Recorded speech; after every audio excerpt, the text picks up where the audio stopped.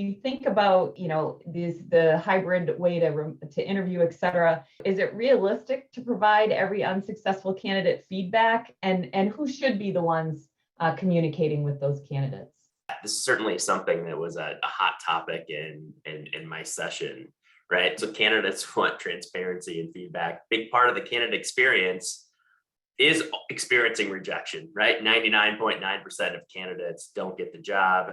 We'd like them maybe to reapply in the future. We don't want to disengage them from the organization. This is a really tough one to answer.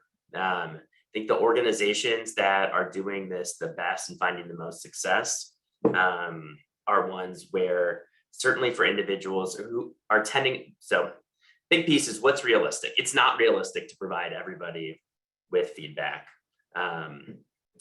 What's important is thinking about who are those candidates who rose to the top but maybe just didn't get hired. So thinking about really who's that curated set of maybe finalists for a role that you want to keep engaged.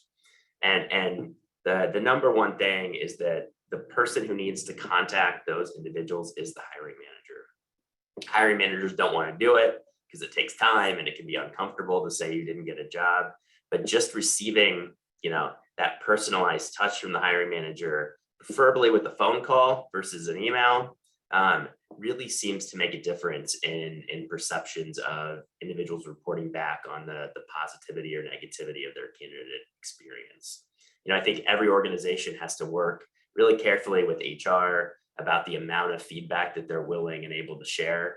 There's often fear that if you provide any potential constructive criticism, that you're going to get sued. That's often overblown.